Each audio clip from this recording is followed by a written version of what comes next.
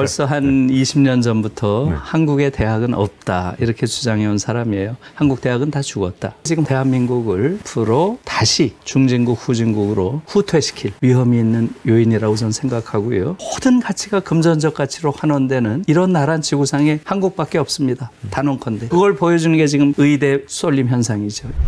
안녕하세요. 박종원의 경제한방입니다. 우리나라에서 가장 큰 부담이 되는 것 중에 하나가 아마 자녀 교육비고, 자녀 교육 문제가 진짜 심각한 문제가 되는 것 같습니다. 과연 어떻게 해야 될지 중앙대학교 김누리 교수님과 함께 말씀을 나눠보겠습니다. 안녕하세요. 예, 안녕하세요. 우리나라 교육만 좀 유독 그런 겁니까? 도대체 왜 무한 경쟁 위주로 이렇게 나가서 이렇게 우리를 힘들게 하는 걸까요? 그러게요. 우리 교육만 무한 경쟁이 아니죠. 지금 한국 사회처럼 이렇게 극단적인 경쟁이 이루어지는 사회가 없고요. 어느 나라에도 일정한 경쟁은 있지만 이렇게 극단적인 경쟁을 한 나라는 없습니다. 거기엔 아마 이유가 있겠죠. 저는 우리가 거쳐온 특수한 역사 때문에 그렇다고 생각합니다. 그러니까 우리가 거쳐온 역사를 지난 100년을 조금 돌아보면 우선 일제시대 우리가 30년 이상을 일본 제국주의의 이데올로기 하에 살았습니다. 사회적 다윈이즘. 그러니까 이게 당시 제국주의의 핵심적인 논리였잖아요. 그게 지금도 남아있는 거죠. 이 세상은 무한 경쟁이 이루어지는 하나의 거대한 정글이다. 이렇게 보는 거죠. 네. 그러니까 강자가 약자를 지배하는 게 당연한 것이고 네. 우월한 자가 열등한 자를 지배하는 게 자연의 이치고, 그래서 특히 나이 든 세대는 이런 사회적 다윈이즘의 세례를 강하게 받았고 그게 지금도 한국 사회의 기본적인 틀로 남아 있습니다. 그런데 이제 제국주의가 끝났죠. 그 다음에는 미국이 들어왔어요. 미국이 들어오면서 이제 미국은 이 세계를 그렇게 정글로 보지는 않았죠. 그들은 이 세계를 시장으로 봤죠. 자유로운 경쟁이 이루어지는 그러한 시장이다. 무한 경쟁의 시장으로 본 거죠. 그렇기 때문에 지금 한국은 아주 특수한 거예요. 여러 나라 중에서도. 말하자면 아까 말씀드린 사회적 다윈이즘의 그러한 경쟁주의와 자유시장 경제의 경쟁주의가 결합이 돼서, 저는 그래서 한국의 이러한 한국 사회의 논리를 경쟁지상주의라고 부르는 것은 너무 약하다. 경쟁 절대주의 사회가 됐다. 저는 그렇게 봅니다. 네. 그래서 어느 나라에도 이런 류의 경쟁은 없습니다. 이런 여러 가지 무한 경쟁과 뭐 이런 상황들이 우리 경제를 발전 이끈 측면도 있지만 또 요즘에는 이것 때문에 아니 이거 자녀 교육 못 하겠는데 아이를 안 낳는 게 낫지 않나? 그러다 보니까 국가가 또 지금은 소멸하는 그런 상황. 이게 좀 우리한테 약 주고 병 주고 이렇게 된 측면도 있지 않나요? 그러니까 이제 약 주고 병 준 측면이라고도 볼 수 있고 발전 단계론이라고 볼 수도 있겠죠. 그러니까 우리가 후진국에서 중진국까지 발전하는 데는 일정한 정도의 경쟁과 훈육 또는 규율이라고 하는 것, 이것이 작용을 했죠. 그러나 지금 우리가 선진국 단계에 이르러서는 이러한 것은 발전의 동력이 되기보다는 지금은 장애물로 작용하고 있다. 지금과 같은 이러한 교육, 이런 류의 경쟁, 이런 교율 경쟁, 이런 걸로는 선진국에서 더 나아가긴 불가능하다. 이렇게 봐야죠. 이 한국은 근데 정말 끊임없이 노력하는 나라잖아요. 어쨌든 입시 관련해서 계속해서 변화를 주려고 정말 많은 노력을 했는데, 근데 이게 더 나아지는 것 같지 않고, 뭐 학부모 입장에서도 학생 입장에서도 또 국가적으로도 이게 도대체 전진하고 있는 건지 아닌지 좀 혼란스럽더라고요. 한국에서 교육개혁의 노력이 여러 번 있었죠. 그런데 사실상 그 내용을 보면 다 입시개혁이었어요. 입시 제도를 좀 바꾸는 걸로 대부분 끝났죠. 그래서 지난 70년 동안 한국의 교육개혁이 우리에게 준 분명한 교훈은 입시 제도를 존속시켜서는 교육개혁은 불가능하다는 거예요. 그래서 저는 입시제도를 없애야 된다는 거예요. 입시를 없애고 고등학교 졸업시험만 보고 거기서 합격하는 학생들은 누구에게나 자기가 원하는 공부를 할 수 있는 기회를 최대한 보장해야 된다. 그래서 제가 이 얘기를 하면 많은 사람들이 어이구 그런 꿈 같은 얘기. 어떻게 프랑스가 좀 비슷하지 않나요? 지금 말씀하신 프랑스만이 아니죠. 네. 예, 유럽 대부분의 나라가 그렇게 하고 있어요. 독일도 마찬가지죠. 프랑스는 바칼로레아라는 게 고등학교 졸업시험에 해당되고요. 이건 90% 정도가 붙습니다. 독일도 마찬가지예요. 독일은 그게 아비투어고요. 이것도 90%, 95% 요 사이 붙습니다. 거의 다 붙는 거예요. 그리고 이것에 붙으면 원하는 대학, 원하는 학과를 심지어 원하는 때에 갈 수 있도록 완전히 다 아이들에게 아주 폭넓은 자유 선택권을 준 거죠. 그게 오늘날 독일을 이렇게 발전시킨 저는 원동력이라고 봅니다. 근데 이제 그런 얘기가 나오면 항상 이제 반론을 지계신 분들이 아이고 우리나라가 지금까지 공부로 여기까지 왔는데 지금 그렇게 바꿔놔서 애들이 다 놀면 우리나라 망한다. 이렇게 반론을 지계신 분도 계실 것 같아요. 어떻게 보십니까? 그걸 한국 교육을 객관적으로 지금 사람들이 못 보고 있어요. 지금 전 세계의 대학 입시 제도를 한번 보세요. 그걸 한번 비교해 보면 놀라운 걸 알 수 있어요. 지금 한국만 대학 입학 시험을 기계가 채점합니다. 그거 아세요? 유일한 나라예요. 선진국은 전혀 없고요. 그러겠네요, 나라가. 진짜. 네. 기계가 채점한 나라가 어디에 있어요? 너무너무 부끄러운 거고요. 그래서 사실상 한국에서 이런 살인적인 교육열에도 불구하고 아직도 학문 분야 노벨상이 하나도 없어요. 지금 선진국 중에 학문 분야 노벨상 없는 나라가 있나요? 왜 한국만 유일하게 없겠어요? 기계가 채점하는 나라에서 어떻게 창의적인 인간이 나오겠어요? 불가능합니다. 다시 말하면 정해진 정답을 달달 외에는 이런 시험을 보는 나라가 어디 있어요? 최근에 독일에서 특히 대학 입시와 관련된 걸로 박사 논문을 쓴 사람이 와서 저한테 그런 얘기를 하더라고요. 한국의 대학은 자기 생각을 단 한 줄도 쓰지 않고 대학에 합격이 가능한 유일한 나라다. 마킹만 하면 되잖아. 이런 나라가 어디에 있어요? 그러니까 지금 대학생들의 지적 능력이라는 게 너무 떨어지고요. 자신의 생각을 구성하는 것, 그걸 표현하는 것, 이런 능력이 너무 떨어지는 거예요. 그래서 우리가 교육 덕분에 이렇게 왔다, 이렇게 말하는 건 좀 제가 보기엔 과장된 이야기고요. 우리를 이렇게 끌고 온 것은 어떤 역설이 있는데요. 군사문화 또는 식민시대의 제국주의 문화가 남겨놓은 그러한 규율, 이러한 것들이 사실상 대단히 억압적인 것이죠. 이런 억압적인 노동규율이 한국 사회가 말하자면 후진국에서 중진국으로 도약하는데 상당히 중요한 역할을 한 건 사실이죠. 역설입니다. 교육 때문에 이렇게 왔다. 저는 거기엔 동의하지 않습니다. 그러면 그렇게 교육을 바꾸면 앞으로 뭐 혹시 AI 시대나 이런 데는 훨씬 더 도움이 된다고 보시는 건가요? 아니, 지금 이제 한국 교육은 바뀔 수밖에 없어요. 지금 이 AI 시대라는 건 저보다 훨씬 더 잘 아시겠지만 기계가, 그게 인공지능이든 뭐 챗 GPT든 기계가 인간의 기능을 대체해오는 이러한 새로운 시대 아니겠습니까? 네. 그러면은 AI 시대에 이제 앞으로 우리가 지향해야 할 교육은 뭐겠어요? 기계가 대체할 수 없는 인간만의 고유한 능력, 그걸 우리 아이들에게 어떻게 가르치지? 이거란 말이에요. 그런데 지금 한국은 완전히 100% 기계가 대체할 수 있는 그러한 교육을 시키고 있어요. 전 세계에서 가장 심합니다. 정해진 정답을 골라라, 이런 걸 시험 문제로 내고 있고요. 그것은 컴퓨터가 제일 잘하는 거죠. 그러니까 한국 교육의 현재의 목표는 후진 컴퓨터를 길러내는 게 목표예요. 아무리 열심히 해도 컴퓨터만 못하죠. 지금 한국 교육은. 그러니까 컴퓨터가 할 수 없는 능력, 그건 뭐겠어요? 당연히 창의력, 어떻게 고유한 창의의 능력을 기를 것인가. 또 비판적인 사유 능력. 그 다음에 세 번째는 저는 이게 더 굉장히 중요하다고 보는데요. 공감하는 능력이에요.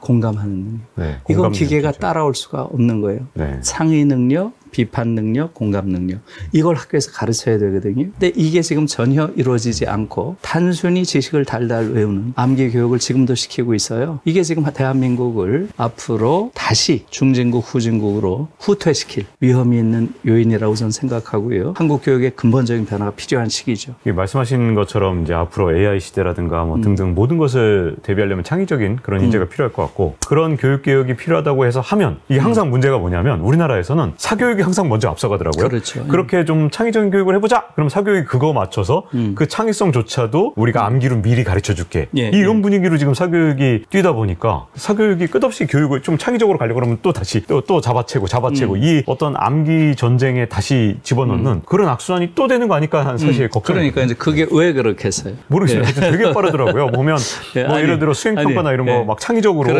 학교에서 내도 소용이 없는 게 그거 맞춤형 고액과외라든가 이런 것들이 남아있어요. 그런 사교육이 존재하는 이유는 뭐겠어요? 대학이 서열화되어 있기 때문이죠. 대학 서열화 없애야죠. 그래서 제가 계속 주장하는 건 입시 교육을 없애라, 대학 서열화를 없애라, 대학 등록금을 없애라. 이 세 가지를 해야 비로소 한국에서 사유하는 비판 능력을 가진, 공감 능력을 가진 아이들을 기를 수 있어요. 이게 존재하는 한 불가능합니다. 서열화된 체계 속에서 당연히 상위 대학에 들어가려는 이러한 욕심, 이것이 지금 사교육을 만든 거 아니겠어요? 근데 제가 한 가지만 말씀을 드릴게요. 지금 한국 교육이 얼마나 참담한 상황인지 그걸 대부분이 몰라요. 지금 서울대, 여기는 대학 맞아요? 대학 같은 교육을 할까요? 뭐 자신 있게 말할 수 없죠. 저는 안 될 건 벌써 한 20년 전부터 한국의 대학은 없다, 이렇게 주장해온 사람이에요. 한국 대학은 다 죽었다. 대학에 정말 이런 말을 계속 해왔는데 제 말이 사실상 많은 부분에서 지금 확인이 되고 있어요. 제가 최근에 내가 한 2달 전쯤 서울대 가서 강연을 한 적이 있는데 끝나고 나서 기초교육 원장님이랑 이야기를 했어요. 좀 긴 얘기를 했는데 서울대는 교양대학을 기초교육원이라고 불러요. 그러니까 교양교육 전체를 통괄하는 이러한 자리죠. 그분 얘기가 너무 충격적이었어요. 서울대 교양 과목 중에서 가장 학생들이 모이는 과목이 뭘까요? 학점 잘 주는 과목이었던 것 같습니다. 네. 정말 충격적인 얘기예요. 네. 수학이랍니다. 네? 수학. 정말요? 오, 그게 이해가 되세요? 왜 수학에 모이겠어요? 이게 고등학교 때 계속 하던 거니까 쉬워서 그렇게 금방 그러니까 모르잖아요. 필요 없으니까. 그러니까 그 변화를 우리가 모르는 거예요. 저도 깜짝 놀랐어요. 서울대에 공대, 자연대 들어온 학생들은 자부심을 가진 아이를 거의 볼 수가 없답니다. 의대에 못 가서 들어왔다고 하는 패배자 의식을 가지고 있대요. 와, 이거 진짜 세대 차이가 너무 놀라운 얘기죠. 그래서 네네. 이 아이들이 대학에 들어와서 반수를 한답니다. 의대에 가려고. 그래서 수학이 된다고요? 그게 믿어지세요? 너무 충격적인데요? 너무 충격적인 얘기예요. 네. 그러니까 지금 서울대에서도 공대, 자연대에 들어온 아이들의 경우는 전국에 20개의 의대가 있다고 합니다. 거길 다 채우고 나서 자연대에 들어온대요. 그러니까 우리 기술공학을 하는 분들이랑 과학자들 경우는 스스로를 실패한 의사라고 생각을 한다는 거예요. 패배자로 생각을 한다는 거예요. 그래서 대학 와서 수학 공부를 해서 또 반수를 해서 의대를 공부하는 아이들이 거의 대다수라고 합니다. 이게 믿어지세요? 와, 진짜 충격적인데요. 그래서 너무 충격적이라는 거예요. 자기가 기초교육 원장으로서 과연 이 사태를 어떤 식으로 바로 잡아야 되는지 이게 너무 무섭다. 근데 왜 의사가 되려고 하죠? 돈은 많이 벌고 좀 그렇죠. 편하게 잘 살아보자. 맞습니다. 그러니까 의대가 지금처럼 쏠림 현상을 보인 결정적인 전환점이 IMF 때라고 합니다. 그 IMF를 겪으면서 학생들 입장에서는 공학도가 돼가지고 어떤 기업의 이사가 된다거나 또는 과학자가 된다거나 하는 것들이 상당히 어떤 경제적인 충격이 왔을 때 굉장히 흔들리고 불안한 그러한 직업이라는 걸 그때 봤다는 거예요. 그런데 안정적으로 살 수 있는 유일한 게 의사라는 걸 그때 보고 그 이후에 쏠림 현상이 생겼다는 거예요. 아니, 우리나라의 천재들이 야, 스티브 잡스처럼 세상을 바꿔보자. 그렇죠. 이렇게 해야 되는데 어떻게 하면 돈 잘 벌고 편하게 살까? 그렇죠. 이러면 좀 곤란해요. 그렇죠. 의사가 되더라도 혁신을 이뤄서 내가 진짜 세상의 모든 병을 고쳐보자. 그렇죠. 이럴 수도 있잖아요. 예. 근데 그게 아니라는 거죠. 그런 의사를 보기는 지금 어렵다는 거죠. 많이 이야기되잖아요. 필수 의료 인력이 부족하다. 이 얘기 계속 나오죠. 그러니까 의사가 되고서도 돈 많이 버는 직종으로 다 몰린다는 거죠. 그러니까 이게 지금 한국 사회의 세태예요. 그러니까 지금 경제 한방이지만 경제의 문제가 한국 사회에서는 다른 어떤 나라에서도 비교할 수 없는 수준으로 한국 사회를 기형적인 사회로 만들고 있죠. 그래서 저는 의사들 지금 그 얘기를 듣고서 제가 떠오른 것은 칼 폴라니라고 아시죠? 네, 거대한 전환. 폴라니예요. 폴라니는 자본주의가 가장 끔찍한 것은 착취가 아니다. 오히려 모든 가치를 하나의 가치로 환원하는 사탄의 맷돌이라는 표현을 썼죠. 사탄의 맷돌. 자본주의의 이 맷돌을 돌리면 모든 중요한 가치들이 하나의 가치로 환원된다. 그게 역사적 가치든 문화적 가치든 윤리적 가치든 사회적 가치든 생태적 가치든 이 모든 중요한 가치들이 한국 자본주의의 맷돌로 돌리면 딱 하나의 가치로 나와요. 금전적 가치. 이렇게 모든 가치가 금전적 가치로 환원되는 이런 나라는 지구상에 한국밖에 없습니다. 단언컨대. 그걸 보여주는 게 지금 의대 쏠림 현상이죠. 근데 말씀대로 이제 학별 파괴, 서열 파괴를 한다 하더라도 모두가 다 의사가 되고 싶어하는 것 자체가 바뀌지 않는다 그러면 또 어떤 방식이든 또 의사가 되려고 다 거기 줄 서 있으면 그렇진 않죠. 그렇진 않죠. 만약에 서열이 없어진다고 하면 그 안에서 그렇게 경쟁하려고 하지를 않겠죠. 그리고 당연히 어느 사회이든 상식적인 수준에서 노동시장 이 기능하는 이러한 방식으로 재편이 당연히 돼야죠. 지금 한국 사회는 노동시장 자체가 기본적으로 인간의 상식에 부합하지 못하는 형태로 돼 있죠. 그러니까 이런 불평등한 노동시장의 구조를 가진 나라가 없어요. 이런 나라 어디에 있습니까? 그래서 당연히 지금 교육개혁과 노동시장 재편이라고 하는 것은 같이 가야죠. 어려운 일이 전 아니라고 봅니다. 그러니까 교육시장도 같이 개편되지만 노동시장 개편이 꼭 같이 좀 이루어져야 되는 거지. 이 의사 쏠림, 진짜 천재들이 그렇죠. 의사 쏠림보다는 정말 다양한 직업에 가서 천재성을 발휘할 수 있도록. 진짜 천재는 과학자가 돼야죠. 의사가 아니라. 의사는 가슴이 따뜻한 사람이 돼야 되는 거예요. 기초적인 지적 능력을 가지고 또 아주 탁월한 그런 휴머니즘의 정신을 가진 자가 의사가 돼야죠. 정말로 천재적인 지식 능력을 가진 사람은 과학자가 돼야죠. 또 한 가지 이제 궁금한 것 중에 하나가 이제 학벌이 파괴된 대표적인 사회가 어쨌든 뭐 아까 이제 프랑스나 독일 말씀하셨는데 프랑스의 경우에 이제 대학은 좀 파리 1대학, 2대학 이렇게 해서 다 어떻게 보면 평준화가 됐지만 아 봐라 그랑제 꼴에 다 모이지 않냐. 그래서 그 안에서 다시 또 이 대학은 문제가 없는데 그 위에 가정을 또 만들어서 다시 학벌 사회가 된 게 프랑스다. 그러니까 이렇게 주장하는 아니 그러니까 경우도. 이제 프랑스는 또 특이한 케이스죠. 그건 대학이 아니라 일종의 특수 교육기관이라고 할까요? 아니면 엘리트 교육기관이라고 할까요? 이런 게 따로 있는 거죠. 그러나 그것은 우리처럼 유니버시티처럼 큰 기관이 아니에요. 아주 소수를 뽑는 그러한 곳이고요. 그러니까 그걸 대학 정책과 비교하기는 좀 어렵죠. 아, 일반적인 대부분의 국민은 어쨌든 유니버시티, 그러니까 그렇죠. 대학 교육 중심이고 그것이죠.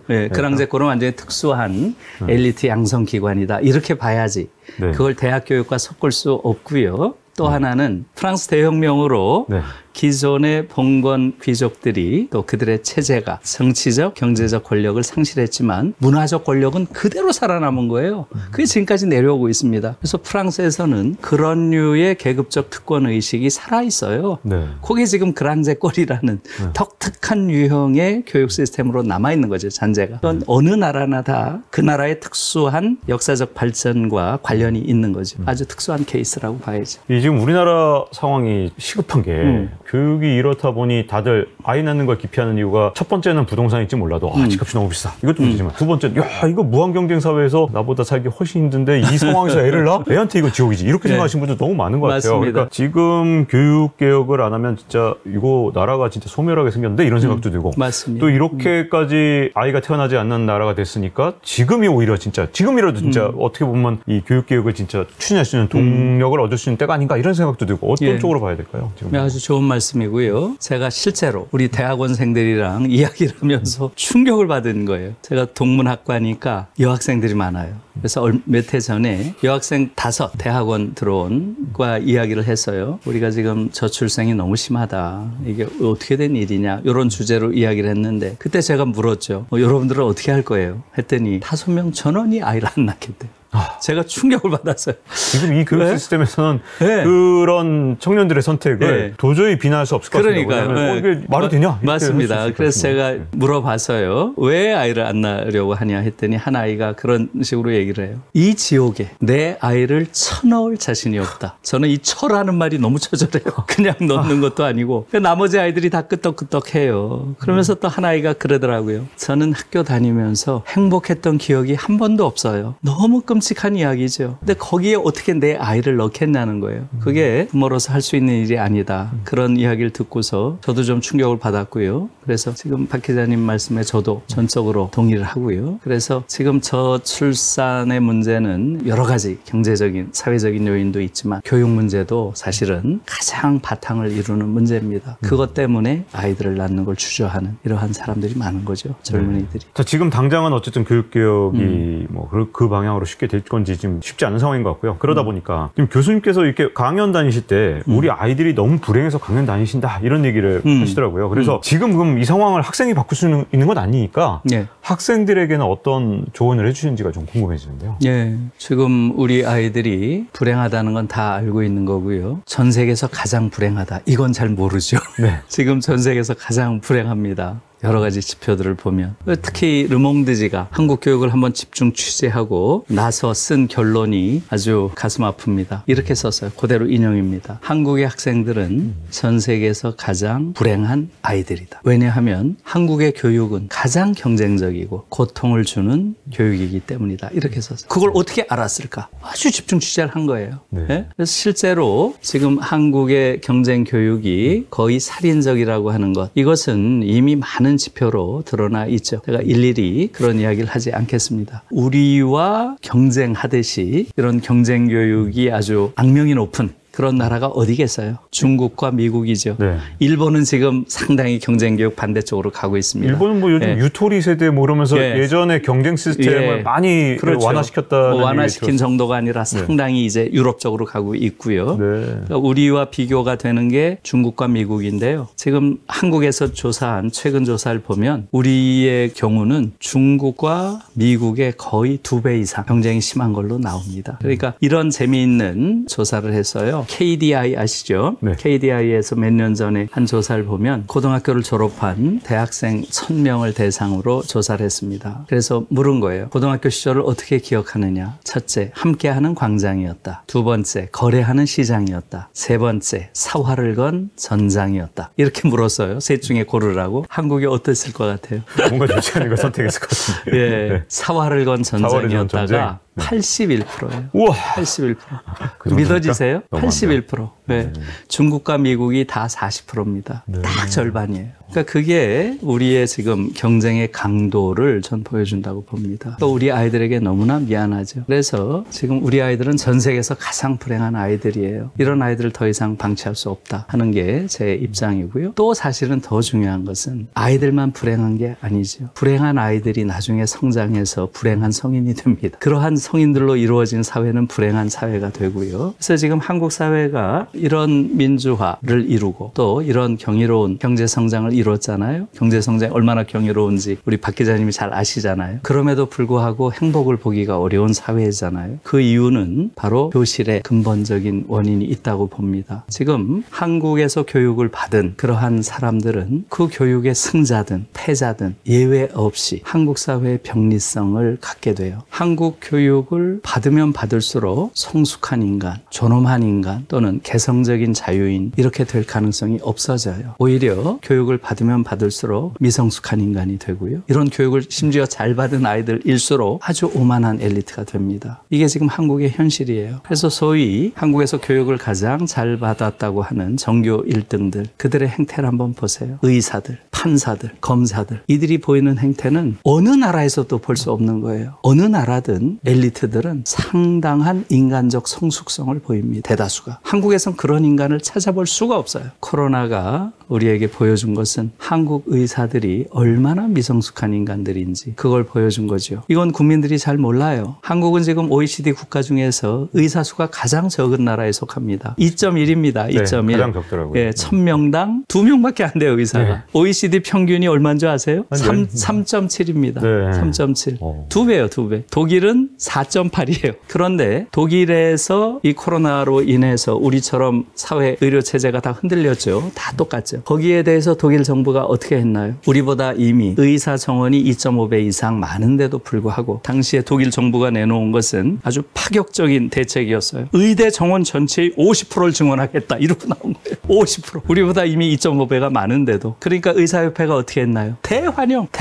그것도. 오, 네. 지금 우리 의사들이 너무나 힘들어서 과로사 직전에 있다. 독일 의료의 질이 너무 떨어졌다. 그러니 정부의 이런 파격적인 정책은 너무나 타당하다. 이러고 나온 거예요. 한국 보세요. 이건 방역이 뚫리면 대책이 없구나. 그래서 방역에 목숨을 건 거예요. 그래서 어떻게 했나요? 공공의료 시스템, 공공의대를 만들어야 되는구나 해서 3,000명 정도를 늘리겠다고 했다가 난리가 난 거 아니에요. 제가 너무 감동적이라서 외웠습니다. 제가 한 구절만 말씀드릴게요. 이렇게 썼어요. 당신 같으면 어떤 의사에게 진찰받고 싶으십니까? 그대로 인용입니다. 전교 1등을 놓치지 않기 위해 공부에만 매진한 의사. 그러니까 자기 자신이 정체성은 학교 다닐 때 전교 1등 했다는 거예요. 그게 평생 자신의 정체성이에요. 혹은 실력은 한참 모자라지만 추천제에 의해서 공공병원의 의사가 된 의사. 이렇게 썼어요.